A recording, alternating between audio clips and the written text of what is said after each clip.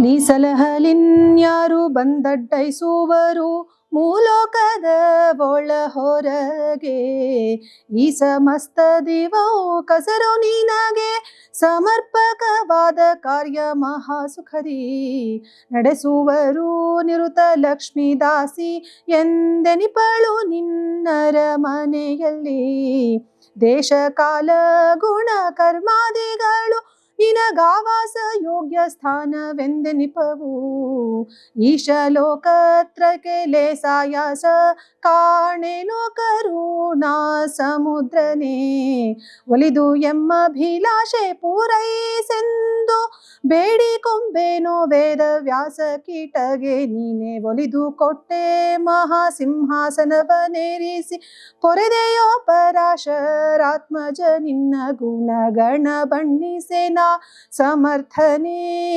ಎಂದಿಗಾದರೂ ದೇವಾ ನೀ ಸುಲಭನೆಂದಾಶ್ರಯಿಸಿಂದು ನಾ ಭಿನ್ನಯಿಸಿದೆನೋ ಈ ರೀತಿಯಲ್ಲಿ. ಸರ್ವಾಸು ನಿಲಯ ಜಗನ್ನಾಥ ವಿಠ್ಠಲರೇಯ ಈ ಸುಮಾತುಗಳ್ಯಾಕೆ ಮನ್ಮನದ. ಆಸೆ ಪೂರ್ತಿಯ ಮಾಡಿ ಎಮ್ಮನು ದಾಸಿಸದೆ ದಯದಿಂದ ನೋಳ್ಪುದು. ಸರ್ವಾಸು ನಿಲಯ ಜಗನ್ನಾಥ ವಿಠ್ಠಲರೇಯ ಈ ಸುಮಾತುಗಳ್ಯಾಕೆ ಮನ್ಮನದ.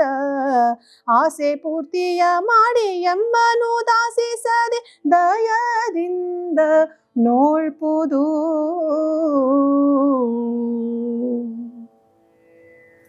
ಶ್ರೀ ಗುರುಭ್ಯೋ ನಮಃ. ಹರಿ ಓಂ. ದಾಸರು ಭಗವಂತನಲ್ಲಿ ಸಲಹು ಅಂತ ಪ್ರಾರ್ಥನೆ ಮಾಡ್ತಾ ಇದ್ದಾರೆ. ಭಗವಂತನಲ್ಲೇ ಯಾಕೆ ಈ ಪ್ರಾರ್ಥನೆ ಮಾಡಬೇಕು? ಇನ್ನು ಅನೇಕ ದೇವತೆಗಳಿರುವಾಗ ಅವರಲ್ಲಿಯೇ ಕೇಳಿಕೊಳ್ಳಬಹುದಿತ್ತಲ್ಲ ಅಂತ ನಮಗೆ ಪ್ರಶ್ನೆ ಬರಬಹುದು.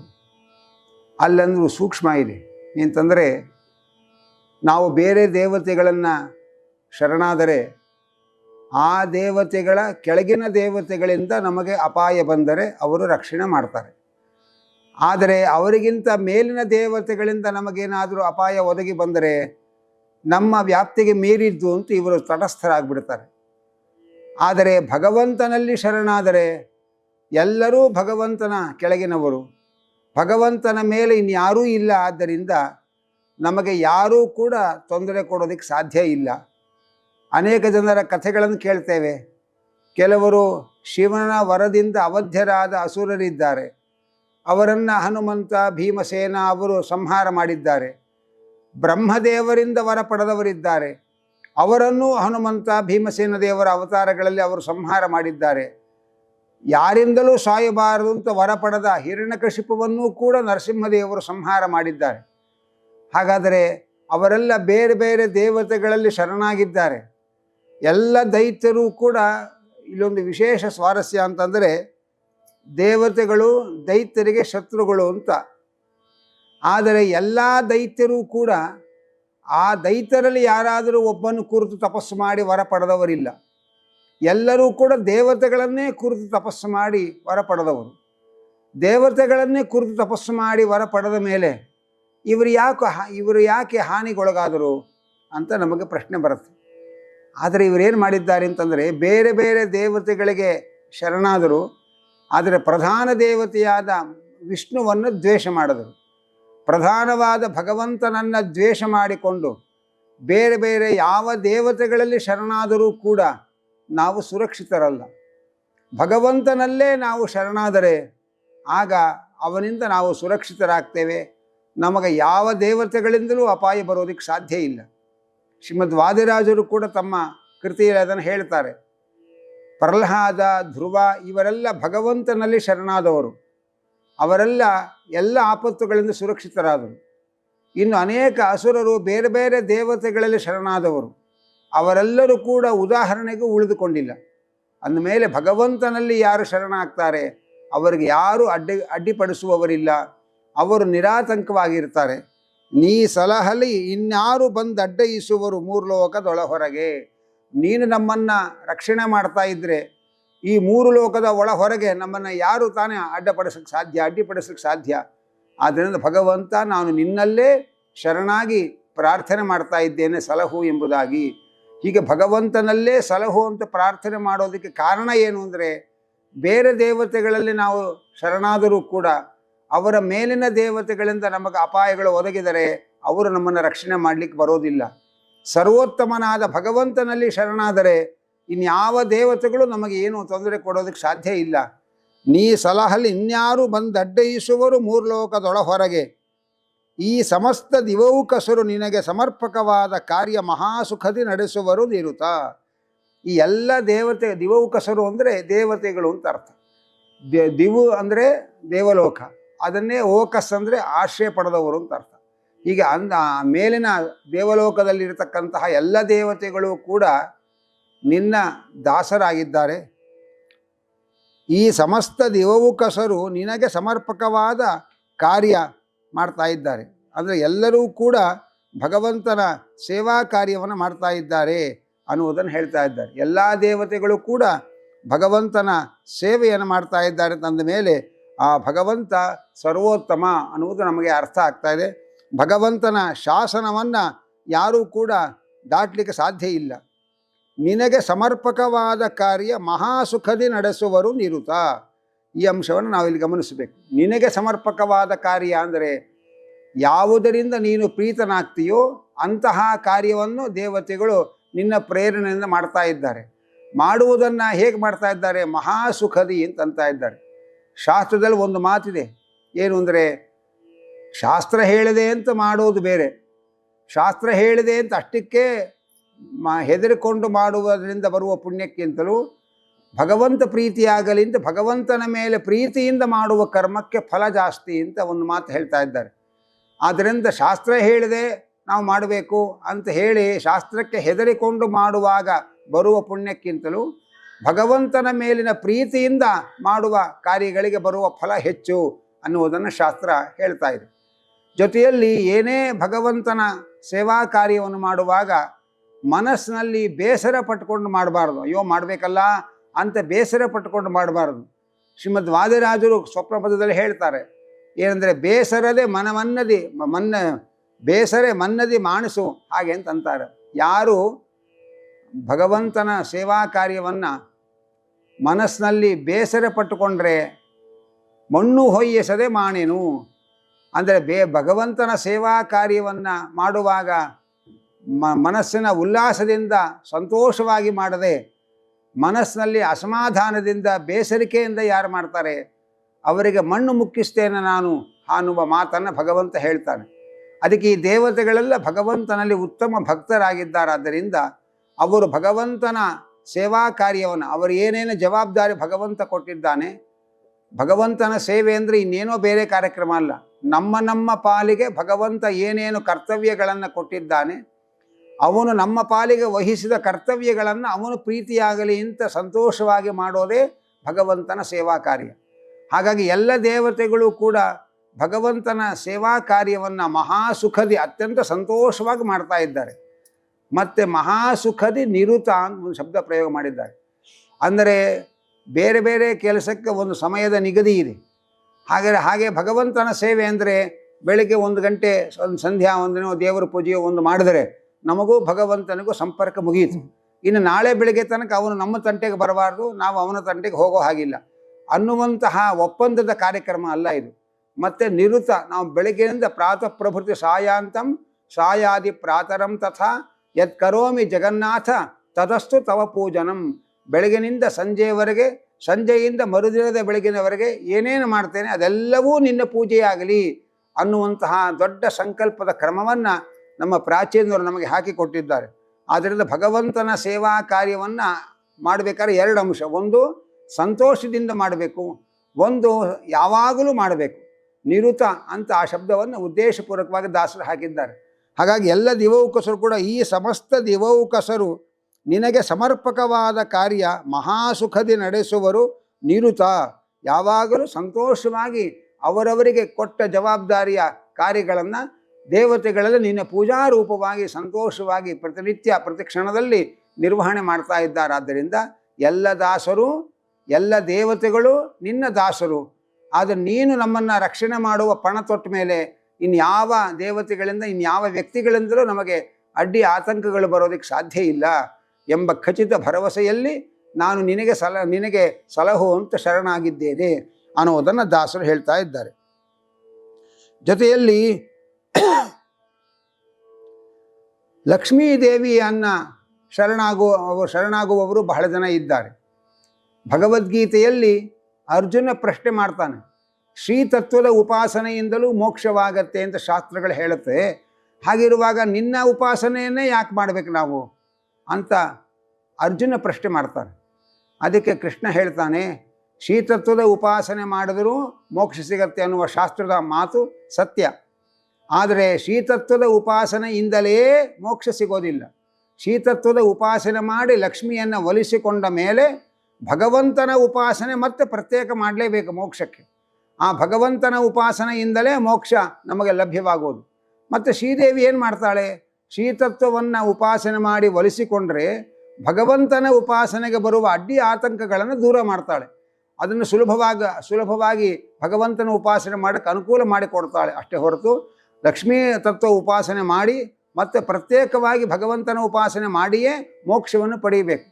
ಜೊತೆಯಲ್ಲಿ ಶ್ರೀತತ್ವದ ಉಪಾಸನೆ ಕ್ಲೇಶ ಅಧಿಕತರ ತೇಷಾಂ ಅವ್ಯಕ್ತಾಸಕ್ತ ಚೇತಸಾಂ. ಲಕ್ಷ್ಮಿಯನ್ನು ಉಪಾಸನೆ ಮಾಡುವುದು ಬಹಳ ಕಠಿಣವಾದ ಕೆಲಸ ಅಂತಾರೆ. ಯಾಕಂದ್ರೆ ಲಕ್ಷ್ಮೀ ದೇವಿ ತನ್ನ ಉಪಾಸಕನಲ್ಲಿ ಇರಬೇಕಾದ ಏನು ವ್ಯಕ್ತಿತ್ವ ಇದೆ ಅದನ್ನು ಚಾಚೂ ತಪ್ಪದೆ ಕಠಿಣವಾಗಿ ಗಮನಿಸ್ತಾಳಂತೆ. ಅವನಿಗೆ ವಿಶೇಷವಾದ ಇಂದ್ರಿಯ ನಿಗ್ರಹ ಇರಬೇಕು. ಇತರ ಇನ್ನೇನೇನೋ ಉಪಾಸಕನಿಗೆ ಇರಬೇಕಾದ ಅರ್ಹತೆಗಳಿದೆ. ಅದರೊಳಗೆ ಅಲ್ಪ ಸ್ವಲ್ಪ ದೋಷ ಲೋಪಗಳು ಬಂದರೂ ಕೂಡ ಲಕ್ಷ್ಮೀ ದೇವಿ ಒಲಿಯುವುದಿಲ್ಲ. ಆದರೆ ಭಗವಂತನ ಉಪಾಸನೆಯಲ್ಲಿರುವ ಒಂದು ಸುಖ ಏನು ಅಂದರೆ, ನಮ್ಮ ಉಪಾಸನೆಯಲ್ಲಿ ಏನಾದರೂ ಅಲ್ಪ ಸ್ವಲ್ಪ ದೋಷಗಳಿದ್ದರೂ ಲೋಪದೋಷಗಳಿದ್ದರೂ ಕೂಡ ನಾವು ಭಕ್ತಿಯನ್ನು ಉತ್ತಮವಾಗಿ ಮಾಡಿದಾಗ ನಮ್ಮ ಉಪಾಸನೆಯ ಲೋಪದೋಷಗಳನ್ನು ಸರಿಪಡಿಸಿಕೊಂಡು ಅವನೇ ಅನುಗ್ರಹ ಮಾಡಿಬಿಡ್ತಾನೆ. ಹಾಗಾಗಿ ಲಕ್ಷ್ಮಿಯನ್ನು ಉಪಾಸನೆ ಮಾಡಿದರೆ ಮೋಕ್ಷ ಸಿಗತ್ತೆ ಅನ್ನೋದು ನಿಜ.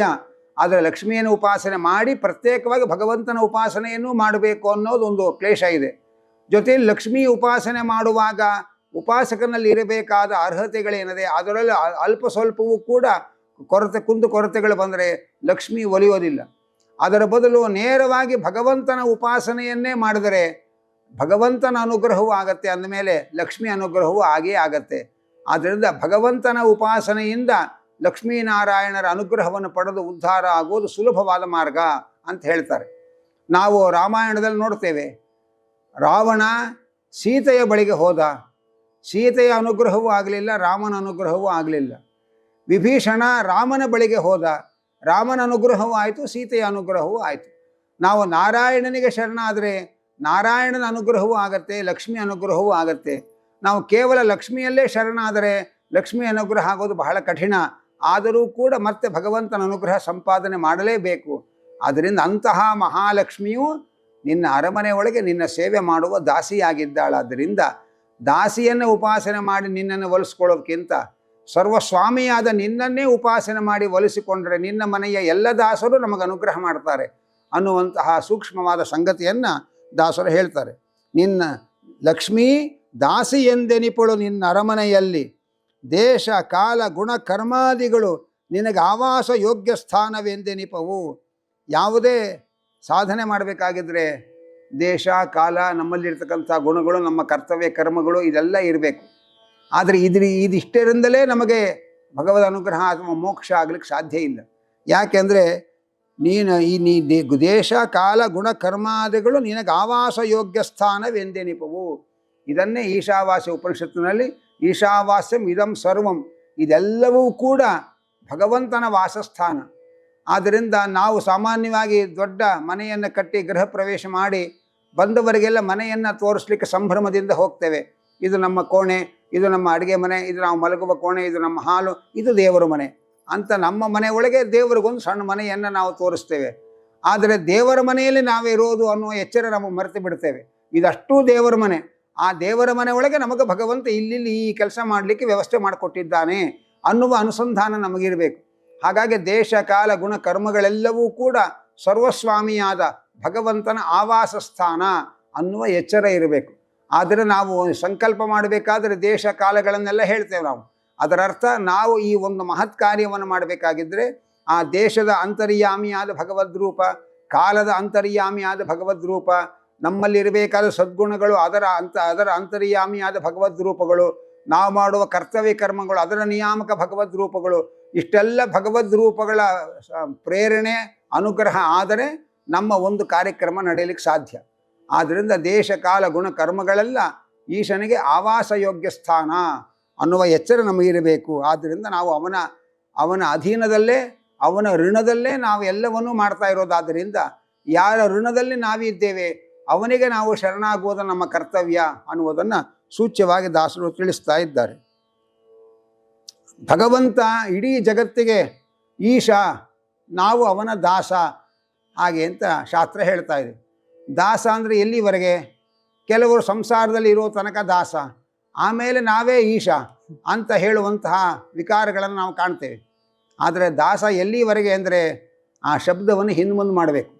ಆ ದಾಸ ಅನ್ನುವ ಶಬ್ದವನ್ನು ಹಿಂದೆ ಮುಂದೆ ಮಾಡಿದರೆ ಸದಾ ದಾಸ, ನಾವು ಯಾವಾಗಲೂ ಭಗವಂತನ ದಾಸರು ಅನ್ನುವ ತತ್ವ ಅಲ್ಲಿ ಸೂಕ್ಷ್ಮವಾಗಿ ನಮಗೆ ಸೇರಿಕೊಂಡಿದೆ.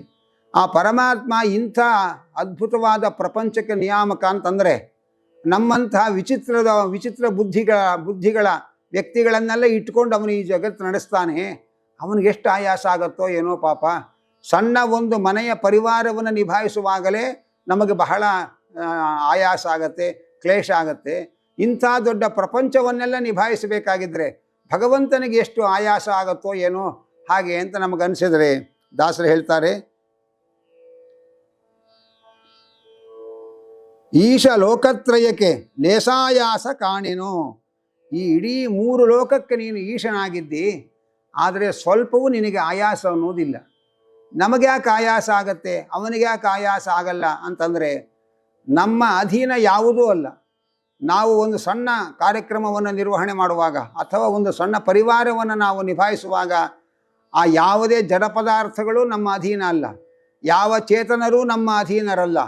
ಹಾಗಾಗಿ ನಾವು ಅಂದುಕೊಂಡಂತೆ ಅವರು ನಡೆದರೆ ಅದು ಭಗವಂತನ ಅನುಗ್ರಹ ಅಷ್ಟೇ ಹೊರತು ನಮ್ಮದೇನು ಅಲ್ಲಿ ಪ್ರಭುತ್ವ ಇಲ್ಲ. ಹಾಗಾಗಿ ನಮ್ಮ ಅಧೀನವಿಲ್ಲದೇ ಇರತಕ್ಕ ಎಲ್ಲ ವಸ್ತುಗಳನ್ನು ಕಟ್ಟಿಕೊಂಡು ನಮಗೆ ನಿಭಾಯಿಸೋದು ಬಹಳ ಕಷ್ಟ. ಆದರೆ ಭಗವಂತನಿಗೆ ಲೇಷ ಆಯಾಸ ಇಲ್ಲ. ಯಾಕೆಂದರೆ ಎಲ್ಲವೂ ಅವನ ಅಧೀನದಲ್ಲಿದೆ. ಎಲ್ಲ ಜಡ ಪದಾರ್ಥಗಳು, ಎಲ್ಲ ಚೇತನ ಪದಾರ್ಥಗಳು ಅವನ ಅಧೀನದಲ್ಲೇ ಇರೋದರಿಂದ ಇಂಥ ಅದ್ಭುತವಾದ ಪ್ರಪಂಚದ ನಿರ್ವಹಣೆಯಲ್ಲಿ ಭಗವಂತನಿಗೆ ಲೇಷ ಆಯಾಸವಿಲ್ಲ ಅನ್ನೋದನ್ನು ದಾಸರು ತಿಳಿಸ್ತಾ ಇದ್ದಾರೆ. ಇಂತಹ ಭಗವಂತ ಲೀಲಾಜಾಲವಾಗಿ ಈ ಜಗತ್ತಿನ ಒಂದು ಕಾರ್ಯಭಾರವನ್ನು ನೋಡಿಕೊಳ್ತಾನೆ. ಹಾಗಿರುವಾಗ ನಮ್ಮನ್ನು ರಕ್ಷಣೆ ಮಾಡೋದು ನಿನಗೇನು ಮಹಾ ಕಷ್ಟದ ಕೆಲಸ ಅನ್ನುವುದು ಆ ದಾಸರ ಒಳ ಧ್ವನಿ. ಅದಕ್ಕೆ ಒಂದು ಉದಾಹರಣೆ ಕೊಡ್ತಾರೆ. ಕರುಣಾ ಸಮುದ್ರನೇ ಒಲಿದು ಎಮ್ಮ ಅಭಿಲಾಷೆ ಪೂರೈಸೆಂದು ಬೇಡಿ ಕೊಂಬೆನು. ಕರುಣಾ ಸಮುದ್ರ, ನೀನು ಒಲಿದು ನಮ್ಮ ಆಸೆಯನ್ನು ಪೂರೈಸಬೇಕು. ನೀನು ಒಲಿದರೆ ಏನು ಬೇಕಾದರೂ ಮಾಡ್ತಿ. ಅದಕ್ಕೆ ಉದಾಹರಣೆ ವೇದವ್ಯಾಸ, ಕೀಟಗೆ ನೀನೇ ಒಲಿದು ಕೊಟ್ಟೆ ಮಹಾಸಿಂಹಾಸನವನ್ನೇರಿಸಿ ಪೊರೆದೆಯೋ ಪರಾಶರಾತ್ಮಜ, ನಿನ್ನ ಗುಣಗಣ ಬಣ್ಣಿಸೆ ನಾ ಸಮರ್ಥನೆ ಎಂದಿಗಾದರೂ ಅಂತ ಹೇಳ್ತಾ ಇದ್ದಾರೆ. ವೇದವ್ಯಾಸ ದೇವರು ಒಮ್ಮೆ ಸಂಚಾರ ಮಾಡುವಾಗ ಮಾರ್ಗ ಮಧ್ಯದಲ್ಲಿ ಒಂದು ಕೀಟ ಹೋಗ್ತಾ ಇತ್ತು. ಇನ್ನೇನು ಆ ದಾರಿಯಲ್ಲಿ ಸಂಚರಿಸುವ ವಾಹನ ಅದರ ಮೇಲೆ ಹೊರಟೋಗಬೇಕಾಗಿತ್ತು. ಏನೋ ಅಪಾಯದಲ್ಲಿ ಕೀಟ ಪಾರಾಗಿ ಪಕ್ಕಕ್ಕೆ ಉಳಿಯಿತು. ಆ ಕೀಟಕ್ಕೆ ರಾಜನಾಗುವ ಯೋಗ ಇತ್ತು ಜನ್ಮಾಂತರದ ಪ್ರಾರಬ್ಧ ಕರ್ಮದಿಂದ. ಹಾಗಾಗಿ ವೇದವ್ಯಾಸರು ಹೇಳಿದ್ರು, ಈ ಹೀನವಾದ ಕೀಟ ಜನ್ಮದಲ್ಲಿ ನೀನು ಶ್ರಮ ಪಡ್ತಾ ಇದ್ದಿ, ಈ ಕೀಟ ಜನ್ಮವನ್ನು ನೀನು ಪರಿತ್ಯಾಗ ಮಾಡು, ನಾನು ನಿನ್ನನ್ನು ರಾಜನಾಗಿ ಮಾಡ್ತೇನೆ, ನಿನಗೆ ರಾಜಯೋಗ ಇದೆ ಹಾಗೆ ಅಂತ ಹೇಳಿದರು. ಆದರೆ ಕೀಟಕ್ಕೆ ತನ್ನ ಪ್ರಾರಬ್ಧ ಕರ್ಮದ ಫಲವಾಗಿ ಬಂದಿರುವ ಈ ಕೀಟ ದೇಹದ ಮೇಲೆ ಅದಕ್ಕೆ ಅಭಿಮಾನ ಆ ಜೀವನಿಗೆ. ಹಾಗಾಗಿ ನಾನು ಈ ಸುಂದರವಾದ ಕೀಟ ಶರೀರವನ್ನು ಪರಿತ್ಯಾಗ ಮಾಡೋದಕ್ಕೆ ತಯಾರಿಲ್ಲ, ಸಿದ್ಧನಿಲ್ಲ ಅಂತ ಹೇಳ್ಕೊಳ್ತು. ಆಗ ವೇದವ್ಯಾಸರು ಆ ಕೀಟವನ್ನೇ ಸಿಂಹಾಸನದ ಮೇಲೆ ಕೂಡಿಸಿ ಎಲ್ಲರೂ ಕೂಡ ಅದರ ಮುಂದೆ ಕಪ್ಪ ಕಾಣಿಕೆಗಳನ್ನು ಕೊಟ್ಟು ಗೌರವ ಸಲ್ಲಿಸುವಂತೆ ವೇದವ್ಯಾಸರು ಮಾಡಿದರು. ಯಾರಾದರೂ ಪ್ರಪಂಚದಲ್ಲಿ ಒಂದು ಕೀಟವನ್ನು ಸಿಂಹಾಸನದಲ್ಲಿ ಕೂಡಿಸೋಕ್ಕೆ ಸಾಧ್ಯ ಏನು? ಆದರೆ ರಾಜಯೋಗ ಇದ್ದ ಆ ಚೇತನಕ್ಕೆ ಅದಕ್ಕೆ ಆ ಕೀಟದ ದೇಹದ ಮೇಲೆ ಅಭಿಮಾನ ಇದ್ದದ್ದರಿಂದ ಆ ಕೀಟವನ್ನೇ ಸಿಂಹಾಸನದಲ್ಲಿ ಕೂಡಿಸಿ ಎಲ್ಲ ಕ್ರಿಮಿಯಿಂದ ರಾಜ್ಯವಾಳಿಸಿದೆ ಅಂತ ಮತ್ತೊಂದು ಕಡೆ ದೇವರ ನಾಮದಲ್ಲಿ ಹೇಳ್ತಾರೆ ದಾಸರು. ಹಾಗೆ ಅಂತಹ ಒಂದು ಅದ್ಭುತವಾದ ಪವಾಡವನ್ನು ಮಹಿಮೆಯನ್ನು ನೀನು ತೋರಿಸಿದ್ದಿ. ಅಂದಮೇಲೆ ನೀನು ಒಲಿದರೆ ಒಂದು ಕೀಟವೂ ಸಿಂಹಾಸನದ ಮೇಲೆ ಕೂತ್ಕೊಂಡು ರಾಜ್ಯಭಾರ ಮಾಡೋಕ್ಕೆ ಸಾಧ್ಯ ಅಂತ ಅಂದಮೇಲೆ ನೀನು ನಮಗೆ ಒಲಿದು ನಮ್ಮ ಆಸೆಯನ್ನು ಕೈಗೂಡಿಸು ಹಾಗೆ ಅಂತ ದಾಸರು ಕೇಳ್ತಾ ಇದ್ದಾರೆ. ವೇದವ್ಯಾಸ ಕೀಟಗೆ ನೀನೇ ಒಲಿದು ಕೊಟ್ಟೆ ಮಹಾಸಿಂಹಾಸನವೇರಿಸಿ ಪೊರದೆಯೋ ಪರಾಶರಾತ್ಮಜ ನಿನ್ನ ಗುಣಗಣ ಬಣ್ಣಿಸಿ ನಾ ಸಮರ್ಥನೆ. ನಿನ್ನ ಗುಣಗಳನ್ನು ವರ್ಣನೆ ಮಾಡಿ ಪೂರೈಸಲಿಕ್ಕೆ ನಾನು ಸಮರ್ಥ ಅಲ್ಲ. ನಿನ್ನ ಒಂದೊಂದು ಗುಣಗಳು ಅನಂತವಾಗಿದೆ. ಹೀಗೆ ಅನಂತಗಳಾದ ಅನಂತ ಗುಣಗಳಿಂದ ಅನಂತ ಗುಣ ಪರಿಪೂರ್ಣನಾದ ಮಹಾನುಭಾವ ನೀನು. ವೇದಾಭಿಮಾನಿ ದೇವತೆಗಳಾದ ಎಲ್ಲ ಬ್ರಹ್ಮಾದಿ ದೇವತೆಗಳು ಕೂಡ ತಮ್ಮಿಂದ ಅಭಿಮನ್ಯಮಾನವಾದ ವೇದಗಳಿಂದ ಪ್ರತಿಪಾದ್ಯನಾದ ಸ್ತುತ್ಯನಾದ ನಿನ್ನ ಒಂದು ಗುಣವನ್ನು ಅವರು ಅನಾದಿ ಅನಂತ ಕಾಲದಿಂದ ಎಣಿಸಿ ಪೂರೈಸಿದರೂ ತುದಿಗಾಣೋದಕ್ಕೆ ಸಾಧ್ಯ ಇಲ್ಲ ಅಂತ ಶಾಸ್ತ್ರ ಹೇಳ್ತಾ ಇದೆ. ಹಾಗಿರುವಾಗ ನಾನು ಸಾಮಾನ್ಯ ವ್ಯಕ್ತಿ, ನಾನು ಹೇಗೆ ನಿನ್ನ ಗುಣಗಣಗಳನ್ನು ವರ್ಣನೆ ಮಾಡೋದಕ್ಕೆ ಸಮರ್ಥನಾಗ್ತೇನೆ ಹಾಗೆ ಅಂತ ಕೇಳ್ತಾ ಇದ್ದಾರೆ. ಹಾಗಾದರೆ ನನ್ನ ಹತ್ರ ಯಾಕೆ ಬಂದಿ ನೀನು ಅಂತ ಕೇಳಿದರೆ ಅದಕ್ಕೆ ದಾಸರು ಹೇಳ್ತಾರೆ, ನೀ ಸುಲಭನೆಂದಾಶ್ರಯಿಸಿಂದು ನಾ ಭಿನ್ನಯಿಸಿದೆನು. ಭಗವಂತ ಬೇರೆಯವರನ್ನು ಒಲಿಸಿಕೊಳ್ಳೋದು ಮಹಾ ಕಷ್ಟ. ಯಾಕೆಂದರೆ ಅವರಿಗೆ ಆ ಪದವಿ ಪುರಸ್ಕಾರಗಳ ಪ್ರತಿಷ್ಠೆಯೇ ತಲೆಯಲ್ಲಿ ತುಂಬಿರುತ್ತೆ. ಕರುಣೆ ಅನ್ನೋದು ಕನಸಿನ ಮಾತಾಗಿರುತ್ತೆ. ನೀನು ಇಡೀ ಜಗತ್ತಿನ ಸಾರ್ವಭೌಮನಾದರೂ ಕೂಡ ಕರುಣಾ ಸಮುದ್ರ. ನಿನ್ನಲ್ಲಿ ಅನನ್ಯವಾಗಿ ಯಾರು ಶರಣಾಗ್ತಾರೆ ಅವರನ್ನು ಪ್ರೀತಿಯಿಂದ ಅನುಗ್ರಹ ಮಾಡ್ತೀವಿ, ಉದ್ಧಾರ ಮಾಡ್ತೀವಿ, ರಕ್ಷಣೆ ಮಾಡ್ತೀನಿ ನೀನು. ಆದ್ದರಿಂದ ನಿನ್ನ ಬಳಿಗೆ ನಾನು ಬಂದಿದ್ದೇನೆ. ನೀ ಸುಲಭನೆಂದಾಶ್ರಯಿಸಿಂದು ನಾ ಭಿನ್ನಯಿಸಿದೆನು ಈ ರೀತಿಯಲ್ಲಿ. ಸರ್ವಾಸು ನಿಲಯ ಜಗನ್ನಾಥ ವಿಠ್ಠಲರೇಯ ಈಸು ಮಾತುಗಳ್ಯಾಕೆ ಮನ್ಮನ ದಾಸೆ ಪೂರ್ತಿಯ ಮಾಡು ಎಮ್ಮನ ಉದಾಸಿಸದೆ ದಯದಿಂದ ನೋಳ್ಪುದು. ಹೇ ಭಗವಂತ, ಸರ್ವಾಸು ನಿಲಯ ಅಂದರೆ ಎಲ್ಲರ ಸರ್ವ ಅಸು ನಿಲಯ, ಎಲ್ಲರೊಳಗಿರುವ ಪ್ರಾಣದೇವರು, ಪ್ರಾಣದೇವರೊಳಗೆ ನೀನು ವಾಸ ಮಾಡಿಕೊಂಡಿದ್ದಿ. ಹೀಗೆ ಎಲ್ಲರೊಳಗೆ ಪ್ರಾಣಾಂತರ್ಗತನಾಗಿ ನೀನು ರಕ್ಷಣೆ ಮಾಡ್ತಾ ಇದ್ದಿ. ಆದ್ದರಿಂದ ನಿನ್ನ ಬಳಿಗೆ ನಾನು ಬಂದಿದ್ದೇನೆ. ಸುಮ್ಮನೆ ಅದು ಇದು ಮಾತಾಡಿ ಸಮಯವನ್ನು ವ್ಯರ್ಥ ಕಳೆಯೋದು ಯಾಕೆ? ನನ್ನ ಮನಸ್ಸಿನ ಅಭಿಲಾಷೆಯನ್ನು ನೀನು ಪೂರೈಸು ಎಂಬುದಾಗಿ ಪ್ರಾರ್ಥನೆ ಮಾಡ್ತಾ ಇದ್ದಾರೆ. ಎಮ್ಮನ್ನು ಉದಾಸಿಸದೆ ದಯದಿಂದ ನೋಳ್ಪುದು. ನಾವು ಶರಣಾಗಿದ್ದೇವೆ, ನಮ್ಮನ್ನು ಉದಾಸೀನ ಮಾಡದೆ ನೀನು ರಕ್ಷಣೆ ಮಾಡಬೇಕು. ಯಾಕೆ ಅಂದರೆ ನೀನು ಯಾರು ಶರಣಾಗ್ತಾರೆ ಅನನ್ಯಾಶ್ಚಿಂತಯಂತೋ ಮಾಂ ಯೇ ಜನಾ ಪರ್ಯುಪಾಸತೆ ತೇಷಾಂ ನಿತ್ಯಾಭಿಯುಕ್ತಾನಾಂ ಯೋಗಕ್ಷೇಮಂ ವಹಾಮ್ಯಹಂ ಅಂತ ನೀನು ಪ್ರತಿಜ್ಞೆ ಮಾಡಿದ್ದಿ. ಯಾರು ನಿನ್ನಲ್ಲಿ ಅನನ್ಯರಾಗಿ ಶರಣಾಗ್ತಾರೆ ಅವರ ಯೋಗಕ್ಷೇಮವನ್ನು ನೀನು ನೋಡ್ಕೊಳ್ತಿ ಅನ್ನೋದನ್ನು ನಾವು ನಂಬಿ ನಿನ್ನ ಬಳಿಗೆ ಬಂದಿದ್ದೇವೆ. ನಮ್ಮನ್ನು ಉದಾಸೀನ ಮಾಡದೆ ನೀನು ರಕ್ಷಣೆ ಮಾಡಬೇಕು. ಕೃಷ್ಣ ಇಷ್ಟು ಭರವಸೆ ಕೊಟ್ಟರೂ ಕೂಡ ನಮ್ಮ ದುರದೃಷ್ಟ ಅಂದರೆ ಯೋಗಕ್ಷೇಮಂ ವಹಾಮ್ಯಹಂ ಅಂತ ಕೇಳಿದಾಗ ಕೃಷ್ಣ ಆಗಲಿ ಭಗವದ್ಗೀತೆ ಆಗಲಿ ನೆನಪಾಗದೆ ಬರೀ LICಯೇ ನೆನಪಾದರೆ ಭಗವಂತ ನಮ್ಮನ್ನು ಹೇಗೆ ರಕ್ಷಣೆ ಮಾಡ್ತಾನೆ? ಆದ್ದರಿಂದ ಅವರು ಯೋಗಕ್ಷೇಮಂ ವಹಾಮ್ಯಹಂ ಅಂತ ಹಾಕ್ಕೊಂಡಿದ್ದಾರೆ, ಸ್ಲೋಗನ್ ಹಾಕ್ಕೊಂಡಿದ್ದಾರೆ. ಆದರೆ ಯಾವುದೇ ಇಂಗ್ಲೀಷಿನ ಪಾಲಿಸಿಗಳು ಕನ್ನಡದಲ್ಲಿ ನಮ್ಮನ್ನು ಪಾಲಿಸುವುದಿಲ್ಲ ಅನ್ನುವ ದೃಢವಾದ ವಿಶ್ವಾಸದೊಂದಿಗೆ ನಿನ್ನಲ್ಲಿ ನಾನು ಶರಣಾಗಿದ್ದೇನೆ ಭಗವಂತ, ಎನ್ನ ಅಭಿಲಾಷೆಗಳನ್ನು ಪೂರೈಸು ಎಂಬುದಾಗಿ ಜಗನ್ನಾಥದಾಸರು ಭಗವಂತನಲ್ಲಿ ಶರಣಾಗ್ತಾ ಇದ್ದಾರೆ.